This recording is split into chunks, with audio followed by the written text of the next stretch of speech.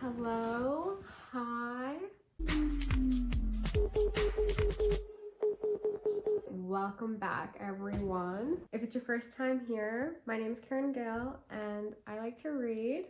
Since I'm still fairly new, I thought it would be fun to walk you guys through some of my favorite books. And before we even get there, I'd actually love if you dropped a comment and told me what your favorite books are, because I'm always looking for new favorites. To start it off, we're gonna dive into The Vegetarian by Han Kang. This was the first Han Kang book that I read and I loved it. It is very trippy, it is unusual, it is weird, but it is great. This story is about a woman who wakes up after having a dream. And from this dream, she basically decides that she's gonna stop eating meat. This throws her whole family into a bit of a tizzy. Her husband ends up leaving her.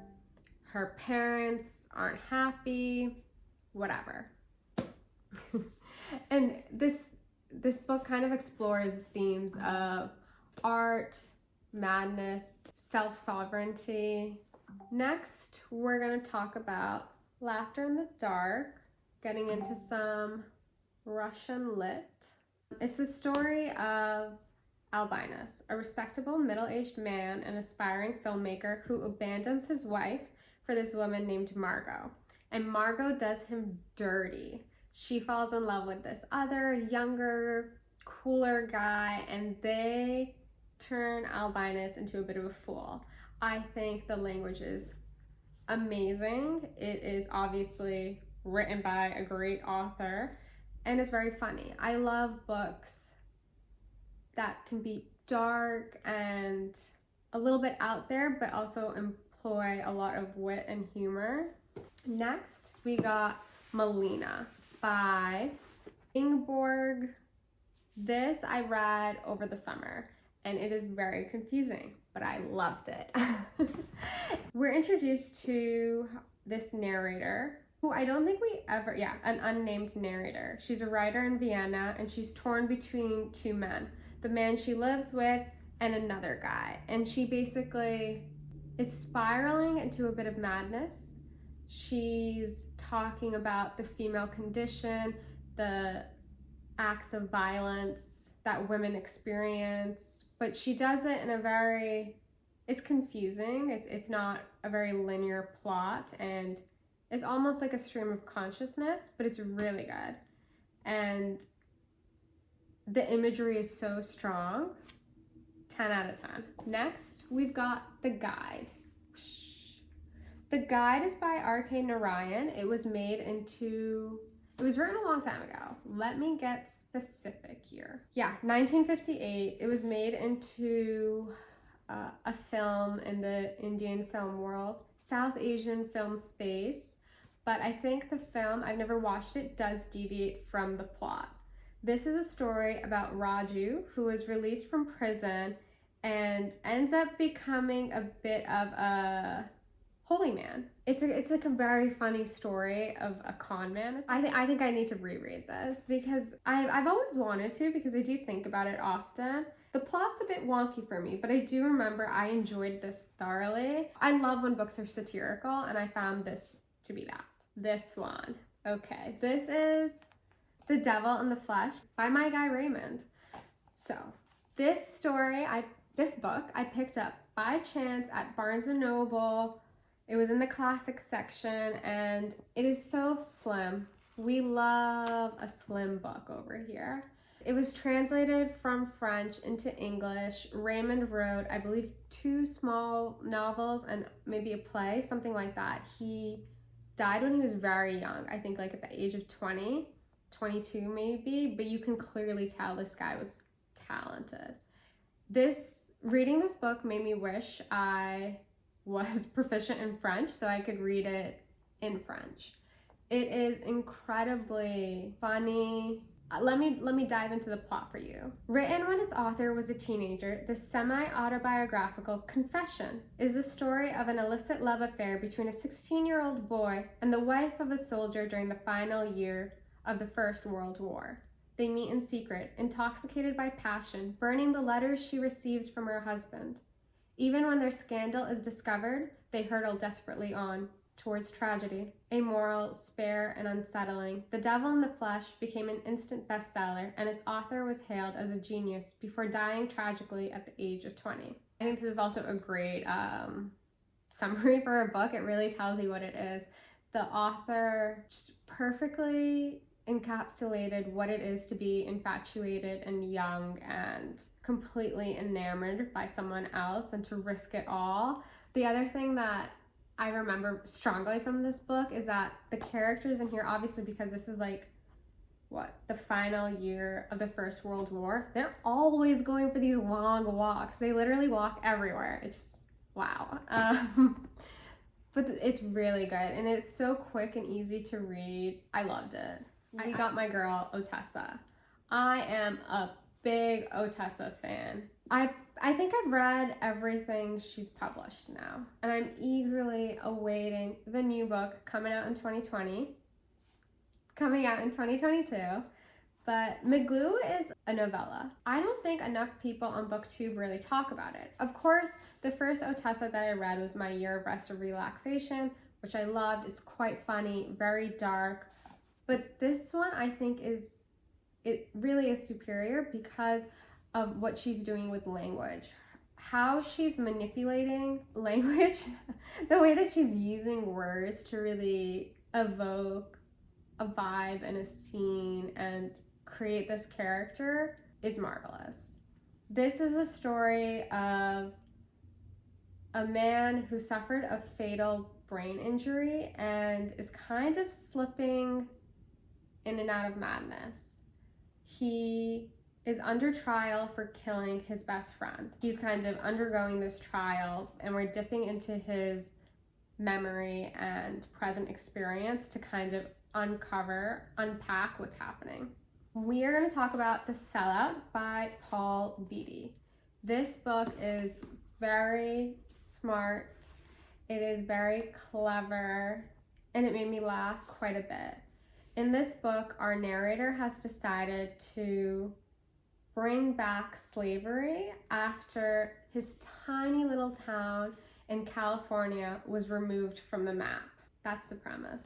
It's just really well written. It won the Man Booker Prize and it was well deserved. A couple of months ago, I read another classic, Blood Meridian. This was my first Cormac McCarthy, though I do own The Road. I just haven't gotten around to it. This isn't the kind of story I would expect myself to love. And it's not even that I love it per se. The language is amazing. The acts of violence in here are truly, truly, truly gruesome. You think to yourself like it can't get any worse, and then it does. But the language that is used to create these scenes is truly something else. It is out of another world. I filled both sides of my index card with all of these different page numbers, and it's one of those things where you just want to underline every single thing because it's so good. I didn't love the ending because it's a little too open-ended for me. I wanted just a bit more clarity, but I think this is a real work of art. Next, we got this book that I don't know how I decided to read this. Is by Juan Rolfo, Pedro, Paramo, which is a very surreal novel that takes place in Mexico and depicts a man trying to figure out his heritage. It is very dreamlike. It is ephemeral. It's hard to get a grasp on what's happening because the narrator is experiencing something that is very dreamlike in quality. And I love when something is evocative and a little bit out of this world, and that's what this is.